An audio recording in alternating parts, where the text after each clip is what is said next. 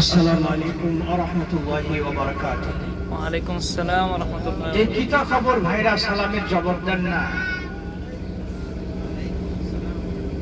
আসসালামু আলাইকুম ওয়া রাহমাতুল্লাহি ওয়া বারাকাতুহু। ওয়ালাইকুম আসসালাম ওয়া রাহমাতুল্লাহি ওয়া বারাকাতুহু। আলহামদুলিল্লাহি রাব্বিল আলামিন ওয়াল আকিবাতু লিল মুত্তাকিন ওয়া লা উদওয়ানা ইল্লা আলাল যালিমিন ওয়াস সালাতু ওয়াস সালামু আলা সাইয়্যিদিল আনবিয়া'i ওয়াল মুরসালিন نبينا وحبيبنا وإمامنا وقدوتنا وقائدنا محمد بن عبد الله وعلى آله وصحبه ومن تبعهم بإحسان إلى يوم الدين أما بعد فأعوذ بالله من الشيطان الرجيم وأتموا الحج والعمرة لله وقال النبي الأمين صلوات الله وسلامه عليه العمرة إلى العمرة كفارات لما بينهما والحج المبرور ليس له جزاء إلا الجنة। প্রশংসা মাত্রই বিশ্বজাহানের প্রতিপালক সেই মহান রব্বুল আলামিনের জন্য, যে আল্লাহর অশেষ মেহেরবানিতে অফুরন্ত দয়ায় যে রব্বুল আলামিন আমাদেরকে তার অসংখ্য বান্দার মধ্যে থেকে চয়ন করে গুটি কয়েক বান্দা বান্দিকে এই পৃথিবীর ভূখণ্ডের মধ্যে সবচেয়ে পবিত্রতম যে স্থানদ্বয় মক্কা অথবা মদিনা, এই দুটো জায়গা জিয়ারত করার জন্য যে আল্লাহ রাব্বুল আলামিন আমাদেরকে কবুল করে নিলেন, এই জন্য মহান রাব্বুল আলামিনের বারগাহে জানাই লাখো কোটি শুকর আলহামদুলিল্লাহ। আলহামদুলিল্লাহ। তাদের রাসূল হযরত আহমদ মুজতবা মুহাম্মদ মুস্তাফা সাল্লাল্লাহু আলাইহি সাল্লামের প্রতি বর্ষিত হোক লাখো কোটি দরুদ ও সালাম। যে নবীর উম্মত হতে পেরে আজ আমরা সত্যই গর্বিত, মুআজ্জাজ, মহা সম্মানিত। যে নবীর প্রতি একবার দরুদ করলে আল্লাহ সুবহানাহু ওয়া তাআলা তার প্রতি 10 বার রহমত নাজিল করেন, সেই নবীর প্রতি আমরা সংক্ষিপ্ত দরুদ পড়ি, বলি আল্লাহুম্মা সাল্লি আলাইহি আল্লাহুম্মা সাল্লি আলাইহি আল্লাহুম্মা বারিক আলাইহি। আল্লাহুম্মা বারিক আলাইহি। অতঃপর আমরা পুনরায় আল্লাহ সুবহানাহু ওয়া তাআলার প্রতি শুকরগুজারি হচ্ছি যে আমরা যারা আজকে কাবা ঘর জিয়ারত করার জন্য এবং মসজিদে নববী জিয়ারত করার জন্য রওনা হয়েছি, আমাদের থেকে অনেক কম ব্যস্ততম ব্যক্তিরাও আছে, আমাদের থেকে অনেক সম্পদশালী ব্যক্তিরাও আছে। এমনও রিপোর্ট আমাদের কাছে এসেছে 15-20 বছর যাবৎ সৌদি আরবে অবস্থান করছে, অথচ এখন পর্যন্ত একবারও উমরা করার সুযোগ তাদের ভাগ্যে নসিব হয় নাই। তাই যে রব্বুল আলামিন আমাদেরকে একটি গুরুত্বপূর্ণ ইবাদত সম্পাদনের জন্য আল্লাহ রাব্বুল আলামিন যে আমাদেরকে তৌফিক এনায়েত করলেন, যে আল্লাহর তৌফিক ছাড়া আসলে কোনো ভালো কাজ করার কারোর পক্ষে সম্ভব নয়। তাই আমরা আবার আল্লাহ সুবহানাহু ওয়া তাআলার প্রতি শুকরগুজারি হচ্ছি। আল্লাহ রাব্বুল আলামিন আমাদের এই সফরটাকে যেন কবুল করে নেন। আল্লাহ রাব্বুল আলামিন আমরা যেই উদ্দেশ্যে রওনা হয়েছি সেই উদ্দেশ্যে যথাযথভাবে আমরা যেন সাকসেসফুল হতে পারি। এই ইবাদত সহি সালামতে উমরা এবং মসজিদে নববী জিয়ারত শেষে আবার আল্লাহ রাব্বুল আলামিন যেন আমাদেরকে সহি সালামতে আমাদের স্ব স্থানে যেন আল্লাহ রাব্বুল আলামিন আবার আমাদেরকে ফেরত নিয়ে আসেন। আমিন। সম্মানিত ভাই ও বোনেরা, আসলে উমরা, হজ এইভাবে ভালো ইবাদত যেটা আল্লাহর নৈকট্য লাভে সহায়ক হয়, এই ইবাদতগুলো কিন্তু আসলে সকলের ভাগ্যে নসিব হয় না, সকলের ভাগ্যে নসিব হয় না। আল্লাহ রাব্বুল আলামিন যাকে কবুল করেন তার পক্ষে এই সমস্ত আল্লাহর নৈকট্য লাভে সহায়ক আমলগুলো করা সম্ভব হয়। এই জন্য আমাদেরকে আল্লাহ সুবহানাহু ওয়া তাআলার কাছে তৌফিক চাইতে হবে। বিশেষ করে আমি এখানে যারা আছেন তাদের সহ যারা আমাদের এই প্রোগ্রামগুলো পরবর্তীতে দেখবেন, তাদেরকে অনুরোধ করব যে ভালো কাজ করার যদি সুযোগ এসে যায় তাহলে সেইটা আমরা মূলত হাতছাড়া করব না, সেটা হাতছাড়া করব না। কারণ কার কোন সময় মৃত্যু এসে যায় আমরা কেউ বলতে পারবো না। গতকালকে আমাদের এক ছাত্র দীর্ঘদিন আমাদের এই নাসিম সানায়াতে ছিল, দেলোয়ার ভাই নামে, আমাদের দুই দেলোয়ার, একটা মেকানিক আর একটা সামকারি। তো এই দেলোয়ার ভাই আমাকে কালকে ফোন করতে দেই যে তার আওয়াজটা কেমন যেন। বললাম কি ভাই কি ব্যাপার, আপনি হেসে সবসময় আমার সঙ্গে কথা বলেন, কি হয়েছে আপনার? তো বলছে সে আমার দুটো কিডনি নষ্ট হয়ে গেছে। তো আমি বললাম যে আপনি নার্ভাস ফিল করবেন না, একাধিক ডাক্তারের কাছে যান যারা এই ব্যাপারে বেশি অভিজ্ঞ। ভাই আমি চলে যান মেন। তো বলছে আমি 5-6 জায়গায় দিয়েছি, সেইখানে পরীক্ষা করেছে একই রিপোর্ট, এবং 40 লক্ষ টাকা আমি রেডি রেখেছি এই কিডনি ক্রয় করার জন্য, কিন্তু পাচ্ছি না। ডাক্তার আমার জন্য সময় বেঁধে দিয়েছে। সাধারণত আমি যে রোগে আক্রান্ত হয়েছি, এই ক্যাটাগরির রোগীরা 3 থেকে 6 মাস সর্বোচ্চ হয়তো আল্লাহ সুবহানাহু ওয়া তাআলা তাদের যদি হায়াত রাখে তাহলে হায়াত পাবে। ভেরামান বলতে চাচ্ছি যে এইভাবে কার কোন সময় মৃত্যু এসে যাবে আমি আপনি কেউ বলতে পারবো না। সাবধান, শয়তান যেন আমাদেরকে এই অসহায় না দিতে পারে। সবে মাত্র তোমার বয়স 30 বছর, 40 বছর, 50 বছর। সাধারণত তোমাদের বংশের লোক কম বয়সে মৃত্যুবরণ করে না।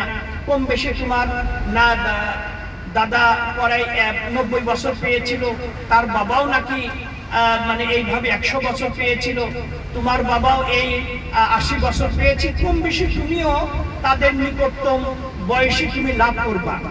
এইরকম অসহসা যেন আমাদেরকে পেয়ে না বসে ভাই। আমি বর্তমানে যে বয়সে পদার্পণ করেছি, আমার চোখের সম্মুখে কিন্তু আমার বয়সের লোক মারা যাচ্ছে, আমার থেকে কম বয়সের লোক মারা যাচ্ছে, আমার থেকে বেশি বয়সের লোকও মারা যাচ্ছে। এই জন্য সার্বক্ষণিক আমাকে মৃত্যুর কথা স্মরণ করতে হবে। মৃত্যু প্রত্যেক দিন আমরা সামান্য সময় হলেও আমার চোখের সামনে আমি মৃত্যুকে নিয়ে আসব, যে আমাকে এই দুনিয়ার সকল মায়া মহব্বত, ধন সম্পদ সব কিছু রেখে আমাকে চলে যেতে হবে। তাহলে কিন্তু আমার আমিত্ব ভাবটা কেটে যাবে। আজকে আমাদের কম বেশি সকলেরই টার্গেট আছে যে এত টাকা উপার্জন করব, দেশে চলে যাব। এটা নিষেধ না, আপনি টার্গেটে পৌঁছান, আপনি টার্গেট অনুপাতে কাজ করতে থাকুন। কিন্তু সমস্যা হচ্ছে এই যে এই টার্গেটে পৌঁছার জন্য আপনি বিলকুল আখিরাতকে ভুলে যাবেন, আল্লাহকে ভুলে যাবেন, ইবাদত থেকে আপনি বিমুখ থাকবেন। এইখানে সমস্যা। উসমান গনি সাহাবীদের মধ্যে সবচেয়ে ধনী ছিল। সেই সাহাবীকে রাসূল সাল্লাল্লাহু আলাইহি ওয়াসাল্লাম দুনিয়াতে জান্নাতের সার্টিফিকেট দিয়ে দিয়েছেন। আবু বকর ফিল জান্নাহ, ওমর ফিল জান্নাহ, উসমান ফিল জান্নাহ, আলী ফিল জান্নাহ, আব্দুর রহমান বিন আউফ ফিল জান্নাহ, সাদ বিন আবি ওয়াক্কাস ফিল জান্নাহ, তালহা বিন উবাইদুল্লাহ ফিল জান্নাহ, জুবাইর বিন আওয়াম ফিল জান্নাহ, আবু উবাইদা বিন জামরা ফিল জান্নাহ, সাঈদ বিন যায়েদ ফিল জান্নাহ। সুতরাং এই 10 জনের নাম রাসূল দুনিয়াতেই বলেছেন। ভাই এই কুবরিটিকে ইউটার্ন করবেন, আরো একটু আস্তে আস্তে। না না না যাবেন না। আপনি সম্পদ কামাই করেন, সম্পদ উপার্জন করে, সমস্যা নাই, কিন্তু দুনিয়ার মোহে এতটাই যেন আমরা মাশগুল না হয়ে পড়ি যে আখিরাতকে বিলকুল ভুলে যাই। আজকে দেখেন আমাদের দেশের প্রেক্ষাপট অনুপাতে কত তাদের শক্তির মানে বড়াই ছিল, কত শক্তি দেখিয়েছে, কত অর্থ মানে অহংকার দেখিয়েছে। আজকে তাদের কি অবস্থা, কি লাঞ্ছিত অপমানিত হচ্ছে। এই জন্য কুলিল্লাহুম্মা মালিকাল মুলক তুতিল মুলকা মান তাশা ওয়া তানজিউল মুলকা মিম্মান তাশা ওয়া তুইজ্জু মান তাশা ওয়া তুযিল্লু মান তাশা বিয়াদিকাল খায়র ওয়া হুয়া আলা কুল্লি শাইইন কাদির। সুতরাং সম্মান দান করা, সম্মান কেড়ে নেওয়া, ক্ষমতা দান করা, ক্ষমতাচ্যুত করা, এগুলো সব আল্লাহ সুবহানাহু ওয়া তাআলার হাতে। এই জন্যই এই উমরা যতদিন এই পবিত্র দেশে আল্লাহ আমাদেরকে রেখেছেন, ততদিন সুযোগ পেলেই আমরা এটা হাতছাড়া করব না। আমাদের মধ্যে কোনো ভাই আছেন, আমাদের মুরব্বী, আমার শ্রদ্ধা ভাজন মানে শাহ আলম ভাই, মাশাআল্লাহ গত সপ্তাহ আগের সপ্তাহে তিনি উমরা গিয়েছিলেন। আবার দেখেন আলহামদুলিল্লাহ, বিশেষ করে ভাইকে দেখেছি যখনই আমার রেহলাগুলো আহ্বান আসলেই মানে আল্লাহ যদি সুস্থ রাখেন তাহলে তিনি সাধারণত অংশগ্রহণ করেন। আপনি চিন্তা করেছেন রাসূল সাল্লাল্লাহু আলাইহি ওয়াসাল্লাম বলেছেন, সালাতুন ফিল মসজিদিল হারাম মিয়াতু সালাতিন ফিমা সিওয়া। মসজিদে হারামে মক্কাতে যদি কেউ এক ওয়াক্ত সালাত আদায় করে, পৃথিবীর যে কোনো মসজিদ থেকে আল্লাহ সুবহানাহু ওয়া তাআলা 1,00,000 গুণ নেকি তার আমলনামায় বেশি দান করে। আমরা কিছুক্ষণ পূর্বে ইশার সালাত আদায় করলাম, তার কিছুক্ষণ পরে যারা মক্কাতে হারামে ঈশা আদায় করেছে, আমাদের রিয়াদে 1,00,000 ঈশা আদায় করলে যে নেকি, ঠিক হ্যাঁ বরাবর একেবারে বরাবর যাবে।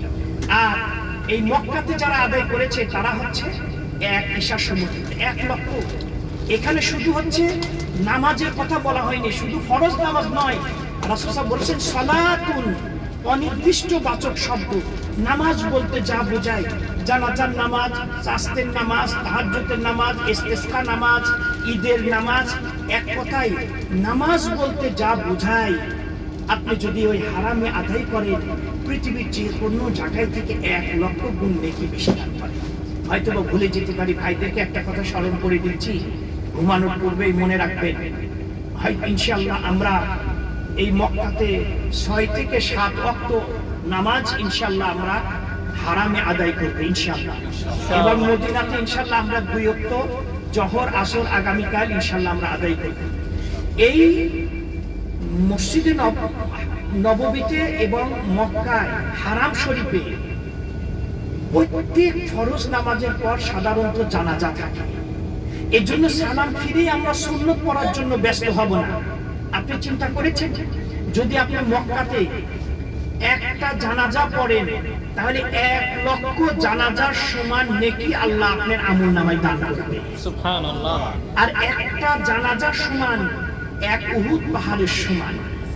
আর উহুদ পাহাড়ের দৈর্ঘ্য লম্বা হচ্ছে প্রায় 7 কিলোমিটার, আর দৈর্ঘ্য চওড়া হচ্ছে, মানে প্রস্থ চওড়া হচ্ছে প্রায় 3 কিলোমিটার। এই 7 কিলোমিটার প্লাস 3 কিলোমিটার এত বড় পাহাড় এক পাল্লায় রাখলে যে ওজন হবে, একটা জানাজা পড়লে আপনার আমলনামায় আল্লাহ এই পরিমাণ নেকি দান করবে। সুবহানাল্লাহ। সুতরাং সেখানে সাধারণত একটা জানাজা হয় না। আপনাদেরকে বলছি, যাবেন বাবু ইসমাইল 1 নম্বর হারামে মক্কাতে, 1 নম্বর গেটের নাম কিং আব্দুল আজিজ গেট। তার আগের গেটে মনে হয় দেখবেন বাবে ইসমাইল, সেটা 3 নম্বর অথবা 4 নম্বর গেট। এই গেট দিয়ে ঢুকবেন, যেখানে দেখবেন নামাজের আগে দেখবেন জানাজা। আমি কয়েকবার দেখেছি 10টা 15টা জানাজা থাকে। তাহলে আপনি এট এ টাইমে যদি 10টা জানাজা পড়েন, এই জন্য কিন্তু মুয়াজ্জিন বলে আসসালাতু আলাল আমওয়াত। আমওয়াত মানে বহু বচন, অনেক মাইয়েতের জানাজা পড়া হবে, মানে 3-এর অধিক। তাহলে আপনি চিন্তা করেছেন যে আপনি যদি মানে একদিন সেখানে অবস্থান করেন, আল্লাহ সুবহানাহু ওয়া তাআলা আপনার আমলনামায় কি পরিমাণ নেকি দান করবে। আজকে আমরা সব সময় এক একজনের এক এক চিন্তা ভাবনা থাকতে পারে। আমি ভাইদেরকে বলবো যে আমরা শুধু ফিরি ফিরি উমরা এটা খুঁজবো না ভাইরা আমার। আমি ফিরি ফিরি উমরা করব, একজন তো এটা দান করবে, আমি তার আশায় থাকবো কেন? হ্যাঁ, হঠাৎ যদি দিয়ে দেয় আলহামদুলিল্লাহ, কিন্তু মাঝে মধ্যে আমরা নিজের টাকা খরচ করি উমরা করব, নিজের টাকা খরচ করি হজ করব, নেকিটা আমি সম্পূর্ণ নিজেই নেব। আল্লাহর কাছে তো নেকির অভাব নাই। রাসূল সাল্লাল্লাহু আলাইহি ওয়াসাল্লাম বলেছেন তাবিউ বাইনাল হজ্জি ওয়াল উমরা ফাইন্নাহুমা ইয়ানফিয়ান আল ফাকর ওয়াল যুনুব কামা ইয়ানফি আল কিরু খাবাসাল হাদিদ। তোমরা হজ এবং উমরা একটি করার পরে পর্যায়ক্রমে আরেকটি করতে থাকো, কারণ এই হজ উমরা বেশি পরিমাণে করার দরুনে আল্লাহ তোমাদেরকে 2টি পুরস্কার দান করবেন। নাম্বার 1, আল্লাহ সুবহানাহু ওয়া তাআলা তোমাদের দারিদ্র, তোমাদের অভাব আল্লাহ দূর করে দিবে। সুবহানাল্লাহ। দেখছেন? নাম্বার 2, আল্লাহ সুবহানাহু ওয়া তাআলা তোমাদের গুনাহ খাতা maaf করে দিবে।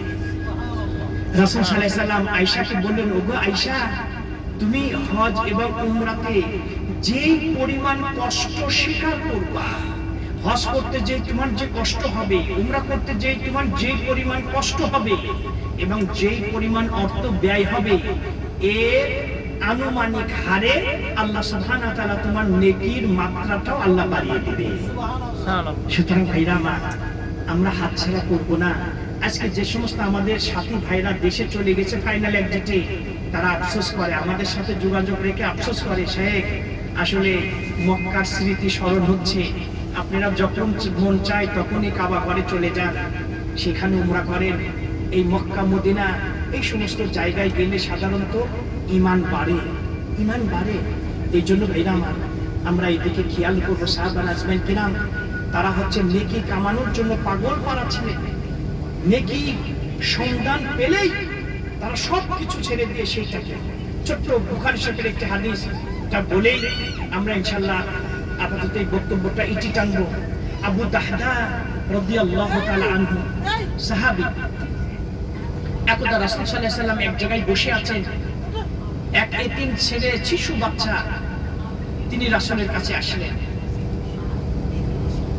এসে বলতে, ইয়া রাসূলুল্লাহ সাল্লাল্লাহু আলাইহি ওয়াসাল্লাম, আমি আমার বাড়িটা চতুর্দিকে বাউন্ডারি দিচ্ছি, আমার প্রতিবেশীর একটা খেজুর গাছ ফুললি মানে বাঁকা হয়ে আমার বাউন্ডারির মধ্যে, সীমানার মধ্যে চলে এসেছে। ইয়া রাসূলুল্লাহ, আমার খুব শখ, যদি খেজুর গাছটা আমার বাউন্ডারির ভিতরে আমি আমার মালিকানাধীন যদি আমি পেয়ে যেতাম, তাহলে আমার মানে মনটা ভালো লাগতো, আমার ঘরের সৌন্দর্য বৃদ্ধি পেত, এটা আমার মনের আশা। ইয়া রাসূলুল্লাহ, আমি আমার প্রতিবেশীকে অনেক ভাবে বুঝিয়েছি, কিন্তু তার দিল নরম হয় না, সে আমাকে দেন বলছে, আপনি যত টাকা চান আমি সেই টাকার বিনিময় হলো আপনি খেজুর গাছটা আমাকে দেন। সে রাজি হয় না, আমি আপনার কাছে এসেছি, আপনি আমার জন্য একটু সুপারিশ করুন যাতে করে ওই লোকটা আমাকে খেজুর গাছটা দেয়। রাসূল, হ্যাঁ ওই সামনে কুবরি আসবে, কুবরির পরে একটু সুপারিশ করুন। তখন রাসূল সাল্লাল্লাহু আলাইহি ওয়াসাল্লাম ওই ব্যক্তিকে বললেন যে আমার কাছে ডেকে পাঠাও, আমার কাছে ওকে আসতে বল। ভাইরা ঘুমাচ্ছেন নাকি? খেয়ে দাও।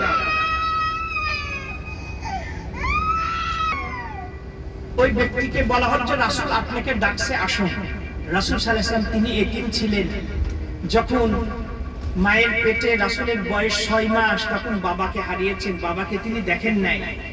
এরপর জন্মগ্রহণ পর যখন 6 বছর বয়স, তখন তিনি মাকেও হারালেন, ফুল এতিম। এজন্য এতিমের দুঃখ কষ্ট রাসূল সাল্লাল্লাহু আলাইহি ওয়াসাল্লাম বুঝতেন, জানতেন। ওই ব্যক্তি আসলো, রাসূল সাহেব বললেন, ওখানে কিন্তু বেশ কিছু সাহাবী বসে আছে, বলছে এই ছেলেটার শখ ইচ্ছা ওই খেজুর গাছটা তুমি ওকে দিয়ে দাও। ওই ব্যক্তি বলছে ইয়া রাসূলুল্লাহ, আমি দেব না। রাসূল সাহেব বলছেন, যাও ওকে দিয়ে দাও। বলছে, না ইয়া রাসূলুল্লাহ, দেব না। বলছে, তুমি ওকে খেজুর গাছটা দিয়ে দাও, এর বিনিময়ে আল্লাহ তোমাকে জান্নাতে একটা খেজুর গাছ দান করবে। তারপরও এই ব্যক্তির দিল নরম হয় না। আছে বখিল লোক, বখিল লোক আছে, কিসের জান্নাত, ওর দিল নরম হলো না। আর কি বলবেন, জান্নাত একটা খেজুর গাছ, জান্নাতে যদি ও খেজুর গাছ পায় তাহলে ওই ব্যক্তি জান্নাতে যাবে না? নিশ্চয়ই জান্নাতে যাবে। আর কি বলবেন রাসূল? তাও এই বখিলের দিল নরম হলো না। বেরামা, ধন সম্পদ আল্লাহ আমাকে আমানত স্বরূপ দিয়েছেন, এর প্রকৃত মালিক কিন্তু আমি না। রাসূল সাল্লাল্লাহু আলাইহি ওয়াসাল্লাম বলেন যে আল্লাহ তাআলা বলেন, সারা পৃথিবীতে মানুষ যত মানুষ আছে, হিন্দু, খ্রিস্টান, বৌদ্ধ, মুসলমান, এখন বর্তমানে প্রায় 800 কোটি জনগণ পৃথিবীতে আছে। এই 800 কোটি জনগণ আবাল বৃদ্ধ সকলেই যদি এক বিস্তীর্ণ ভূমিতে এসে মনে যা চাই ইচ্ছা অনুপাতে, যদি আমি মানে 100 তলা বিশিষ্ট আমি 1 কোটি টাওয়ার চাই, আমি এই চাই, আপনি মনে যা চাই, আল্লাহ বলছে আমার এই সকল বান্দা যদি তার চাহিদা অনুপাতে আমার কাছে আবেদন করে যে আমি আল্লাহ এই চাই, এই চাই, আমি প্রত্যেকের দরখাস্ত যদি আমি আল্লাহ কবুল করি, প্রত্যেককে তার চাহিদা অনুপাতে সম্পদ দেওয়ার পরও আমার সম্পদের ভান্ডার থেকে ততটুকু কমতে হবে না যতটুকু মহাসাগরের মধ্যে যদি সুই নিক্ষেপ করা হয়, সুই ডুবানো হয়, সুইটা ডুবিয়ে দিয়ে আপনি আবার সুইটা উঠাবেন, উঠানোর পরে সুইয়ের সাথে কতটুকু পানি আসবে ভাইরা? একবারে সামান্য, নাথিং। এই সুই মহাসাগরের মধ্যে ডুবানোর পর আবার আপনি উঠিয়ে সুয়ের সাথে যতটুকু পানি না আসে সকলকে তার চাহিদা অনুপাতে সম্পদ দেওয়ার পরও আল্লাহ বলতেছে আমার ভান্ডারের এতটুকু কমতে হবে না। সুবহানাল্লাহ। সুতরাং ভাইরা না, আল্লাহর কাছে সম্পদের অভাব নাই। আল্লাহ কাকে কম দিয়েছেন বেশি দিয়েছেন জাস্ট পরীক্ষা করার জন্য, জাস্ট পরীক্ষা করার জন্য। এই বকিল দিল নরম হলো না, আছে বকিল। এক ব্যক্তি একটা ঘটনা বলছে যে গাছের নিচে গোস্ত দিয়ে রুটি খাচ্ছে, হঠাৎ করে তার পানির পিপাসা লাগলো, ওই গোস্ত এবং ওই রুটির থালাতে রেখে পানি নিয়ে আসতে গেল। এইদিকে একটা পাখি এসে এক টুকরা গোস্ত ছিল নিয়ে গেল। তখন ওই ব্যক্তি দেখছে গাছে ওই পাখিটা তার গোস্তের টুকরা নিয়েছে, একটা ঢিল নিয়ে পাখিকে নিক্ষেপ করে যে পাখি যাতে গোস্তটা ফেলে দেয় ধুয়েও খাবে। পাখি এক ডাল থেকে এক গাছ থেকে আর এক গাছে ট্রান্সফার হয়, ওই ব্যক্তি দৌড়ায় আবার ওখানেও যায়। এই পাখি বলল যে নাসর বান্ধে তো আমার পিছে ছাড়ে না। অবশেষে পাশে একটা নদী ছিল, এই নদী পার হয়ে পাখিটা চলে গেল। তখন এই বকিল ব্যক্তি বলল যে তোরে ফি সাবিলিল্লাহ দিয়ে দিলাম। মানে এতক্ষণ দিল না, যখন নিরুপায় এতক্ষণ দান করলো না, কিন্তু এখন আর উপায় না, তখন বলছে যা তোরে ফি সাবিলিল্লাহ দিয়ে দিলাম। ভাইরা আমার, দান খয়রাত করব সুস্থ সবল থাকা অবস্থায়, সুস্থ সবল থাকা অবস্থায় দান করব। এই বকিল ব্যক্তি রাসূল সাল্লাল্লাহু আলাইহি ওয়াসাল্লাম জান্নাতের সুসংবাদ দিলেন, তাও দিল নরম হলো না। ভাই এই কুবরি আছে, কুবরি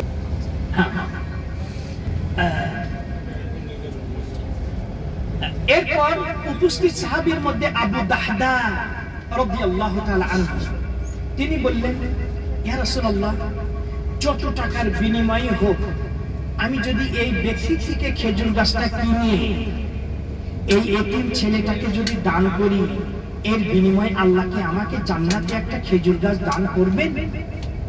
তখন রাসূল সাহেব বললেন আবু দাহদা, হ্যাঁ আল্লাহ তোমাকে দেবেন। আবু দাহদা দৌড়ায় ওই বকিল ব্যক্তির কাছে গেলেন, বললেন ভাই আপনি আমাকে চেনেন? বলছে হ্যাঁ। আপনি জানেন যে মদিনাতে আমার একটা খেজুরের বাগান আছে? এটিকে আপনি যে বলছেন মদিনার এমন কেউ নেই যে আপনার ওই বাগানটা চেনে না। আমার এই বাগানে 600 খেজুর গাছ আছে। কত ভাই? 600 খেজুর গাছ আছে, একটা পুকুর আছে, একটা সুন্দর বাড়ি আছে। সবগুলো আপনাকে দিয়ে দিলাম, আপনি এই সবগুলোর বিনিময়ে আপনার খেজুর গাছটা এতিম ছেলেকে দিয়ে দেন। ভাইরা বুঝবেন না মনে হয়? তখন এই বকিল ব্যক্তি বলল যে ভাই আমি রাজি আছি। প্রথমে বলল যে আপনি ঠাট্টা বিদ্রুপ করছেন আমার সঙ্গে, বলছেন না আমি বাস্তবেই বলছি। তো বলছে ঠিক আছে আমি রাজি আছি। যখন রাজি আছে এই কথা বলছে, তখন রাসূল সাল্লাল্লাহু আলাইহি ওয়াসাল্লাম কাছে দৌড়াই চলে গেছে, ইয়া রাসূলুল্লাহ আমি খেজুর গাছটা তার থেকে ক্রয় করে এতিম ছেলেকে দান করেছি, আল্লাহ কি আমাকে জান্নাতে খেজুর গাছ দান করবেন? তখন রাসূল সাল্লাল্লাহু আলাইহি ওয়াসাল্লাম আবু দাহদাকে বলছেন কাম মিন ইতকির রাদা ইয়া আবা দাহদা, কাম। ভাই পুলিশ সমস্যা করবে না তো? ইতকির রাদা ইয়া আবি দাহদা, আবি দাহদার জন্য আল্লাহ অনেক খেজুর বিশিষ্ট খেজুর গাছ আল্লাহ জান্নাতে আবু দাহদাকে দান করবে। আবু দাহদা রাসূলের কাছ থেকে সুসংবাদ পেয়ে এখন থেকে তিনি এই বাগানের মালিক আর তিনি না। চলে গেলেন বাসায়, দরজায় নক করছে, ইয়া উম্মে দাহদা তাআলি। উম্মে দাহদা স্ত্রীকে ডাকছে, তুমি বের হয়ে আসো। স্ত্রী অবাক হয়ে গেল, আরে স্বামী আজকে ঢোকে না কেন ঘরে? বলছে তুমি ভিতরে আসো। বলছে না তুমি আসো, তোমার সঙ্গে কথা আছে। যেমন স্বামী তেমন স্ত্রী, স্ত্রীকে ডেকে স্ত্রী চলে আসলো। প্রথমে বলছে আচ্ছা বলো তো উম্মে দাহদা, এই যত আমাদের সম্পদ আছে সব কিছুর বিনিময়ে আমি আর তুমি যদি জান্নাতে থাকি, আমার সন্তানেরা সকলেই যদি জান্নাতে থাকে সবকিছুর বিনিময়ে, এতে তোমার কোনো অভিযোগ আছে? তোমার কোনো কমপ্লেন আছে? তো বলছে না আবু দাহদা, না কোনো কমপ্লেন নেই। তখন বলছে জান্নাতের খেজুর গাছের বিনিময়ে বাগান, বাড়ি, পুকুর সব আমি বিক্রি করে দিয়েছি। তখন স্ত্রী স্বামীকে বাহবা দিচ্ছে, রাবিহা বাইউ তিজারাতিক ইয়া আবি দাহদা। আবি দাহদা, তুমি যে ব্যবসা করেছো সে তুমি লাভবান ব্যবসা করেছো, তোমার ব্যবসা লাভবান ব্যবসা করেছে আবু দাহদা। এইভাবে স্বামীকে বাহবা দিচ্ছে। আজকে আমরা যারা এই প্রবাসী জীবন যাপন করছি, তারা অনেক সময় আমাদের মনে চায় যে 1 কেজি আম কিনব, বাজারে যাই শখ করে, কিন্তু দেখি যে 15 রিয়াল 1 কেজির দাম। মনটা চাইলো না 15 রিয়াল 1 টাকা সমান 30 বা 31 টাকা, না কিনবো না, আমাদের বাচ্চাদের এই টাকাটা আমি পাঠাবো। কত মানে কষ্ট করি। আমাদের অনেক মায়েরা আছে, বড় দুঃখ লাগে। আমি যখন আমার ভাইয়ের জন্য, হ্যাঁ জানি একেবারে, আমি যখন আমার মাজুর ভাইয়ের জন্য কিছু টাকা পাঠাবো, আমার বাবা মার জন্য কিছু টাকা পাঠাবো, তখন আমার স্ত্রীর মুখ কালো হয়ে যায়। রান্না করার সময় হয়তোবা এই তরকারিতে লবণ বেশি দেয় অথবা ঝাল বেশি দেয়, ইনডাইরেক্ট অ্যাকশন। কেন আমি তারে টাকা দিলাম? কেন? তোমার সমস্যা দেখে। যত তুমি দান করবা আল্লাহ সুবহানাহু ওয়া তাআলা তোমার সম্পদ আরো বাড়িয়ে দিবে। এটা আল্লাহর ওয়াদা, আল্লাহর ওয়াদা। এটা একটা ঘটনা এসেছে তিরমিজিতে, 2 ভাই, এক ভাই মাযুর, সেটা হয়তো অঙ্গহানি, যেভাবে অসুস্থ কাজ করতে পারে না, আর এক ভাই কাজ করে ওই ভাইয়ের খরচ বহন করে। একদিন ওই ভাই রাসূলের কাছে এসে বললেন, ইয়া রাসূলুল্লাহ, আমার এই ভাইকে আমি কতদিন এইভাবে আমি তার মেন্ডুটি কতদিন খরচ বহন করব? একেবারে ওই মালিক ফাঁদে চলে যাবে। তখন রাসূল সাল্লাল্লাহু আলাইহি সাল্লাম ওই ব্যক্তিকে বলছে, তোমার সংসারে কি কোনো অভাব আছে? সে বলছে, না ইয়া রাসূলুল্লাহ, ভালোই চলছে, কিন্তু তাও আমার এই ভাইকে আর আমি কতদিন এইভাবে আমি তার খরচ বহন করব? রাসূল সাল্লাল্লাহু আলাইহি ওয়াসাল্লাম বললেন, ওগো, তোমার এই ভাই যদি সুস্থ থাকতো, তোমরা 2 জন একত্রে দৈনন্দিন কাজ করলে যেই টাকা উপার্জন করতে, আল্লাহ সুবহানাহু ওয়া তাআলা তোমার একা প্রচেষ্টাতে যেই টাকা উপার্জন করো, 2 জনের সমপরিমাণ টাকা আল্লাহ তোমারে দান করে। সুতরাং ভাইরা আমার, ছোট দান করবেন, আল্লাহ কত দিবে। এই যে এই দেশের ধনীর মধ্যে একজন ধনী ব্যক্তি, আমরা এই সুলাইমান আর-রাজিহি, আল্লাহ তাকে এত সম্পদ দিয়েছে, এত সম্পদ। এই বিশ্বের মধ্যে সবচেয়ে বড় খেজুরের বাগান আল কাসিমে, কয়েক মাইল এরিয়া নিয়ে খেজুর গাছ, হাজার হাজার খেজুর। সেখানে বলা হয় যে কয়েক হাজার কর্মী সেখানে কাজ করে। এই খেজুর বাগান থেকে যত খেজুর উৎপন্ন হয়, সমস্ত খেজুর তিনি আল্লাহর রাস্তায় দান করে দেন, পৃথিবীর বিভিন্ন জায়গায় পাঠিয়ে দেন, এবং এখান থেকে যে টাকাটা উপার্জন হয় সব তিনি আল্লাহর রাস্তায় দান করে দেন। এবং তিনি বেঁচে থাকতেই, এখনো জীবিত আছে, তার যত সম্পদ আছে সব সম্পদ তিনি সন্তানদের মধ্যে বন্টন করে দিয়েছেন। ওই যে খেজুর বাগানে যেটা অর্থ করেছে, তার থেকে যেটা কিছু টাকা আছে সেটাই। তখন একজন ব্যক্তি তাকে বললেন যে, আপনি আল্লাহ এত সম্পদ দিয়েছে, একটা প্লেন আপনি নিজে কিনতে পারেন না? একটা প্লেন কিনে আপনি যেখানে সেখানে যাবেন। তখন তিনি বলছেন যে, আমি একটা প্লেন কিনবো কেন? আমি যদি এখন অর্ডার করি, শত শত প্লেন আমার কাছে চলে আসবে। আমার একটা প্লেনের কি দরকার? আমি একটা প্লেন কেন কিনবো? শত শত প্লেন আমার কাছে অর্ডার করলে চলে আসবে। সুতরাং ভাইরা আমার, এই ব্যক্তি প্রত্যেক সপ্তাহে 6 দিন পর পর একটা কোরআন খতম করে। 6 দিন অন্তর অন্তর একবার তিনি কোরআন খতম করেন। এই বয়সে আল্লাহ সুবহানাহু ওয়া তাআলা তাকে দিয়েছেন, যত দান করছেন আল্লাহ তার সম্পদ বাড়িয়ে দিয়েছেন। আবু দাহদা তিনি বাসায় চলে আসলেন, স্ত্রী বাহবা দিচ্ছে, তুমি হচ্ছে লাভবান, তুমি যে ব্যবসা করেছো সেই ব্যবসা তুমি লাভবান হয়েছো। বলছে বাচ্চাদেরকে নিয়ে প্রয়োজনীয় জিনিসপত্র নিয়ে তুমি বেরিয়ে আসো, আমি ঘরে ঢুকবো না, কারণ আজকে থেকে আমি এর মালিক না। উম্মে দাহদা তার স্ত্রী ছোট্ট শিশু বাচ্চাকে নিয়ে বের হয়ে আসছে প্রয়োজন জিনিসপত্র নিয়ে। ওই বাচ্চা কয়েকটা খেজুর সঙ্গে করে কয়েকটা পকেটে নিয়েছে আর একটা খেজুর খাচ্ছে। এই অবস্থায় উম্মে দাহদা বাচ্চাটাকে নিয়ে বের হয়ে আসছে। তখন আবু দাহদা ওই বাচ্চার মুখের মধ্যে থেকে খেজুরটা নিয়ে ওই বাগানের মধ্যে ফেলে দিচ্ছে, আর বাচ্চাকে বলছে, ওগো আমার কলেজার টুকরা, এই খেজুরের মালিক আজকে আমি না গো, তুমি খেজুরটা এখানে রেখে দাও, ইনশাআল্লাহ এই খেজুর তুমি জান্নাতে খাবা, এই খেজুর তুমি জান্নাতে পাবা। সম্মানিত দিনী ভাই বোনেরা, সাহাবারা জান্নাতের কথা শুনলেই পাগল করা হয়ে যেত। এই জন্যই এইভাবে নেকি কামানোর যদি কোনো সুযোগ থাকে, শুধু দুনিয়া নিয়ে থাকবে না ভাইরা আমার। একটা কথা মনে রাখবেন, আমার যেদিন মায়ের পেটে আমার বয়স 4 মাস হয়েছিল, 120 দিন, আমি কিন্তু এখনো দুনিয়াতে আসি নাই।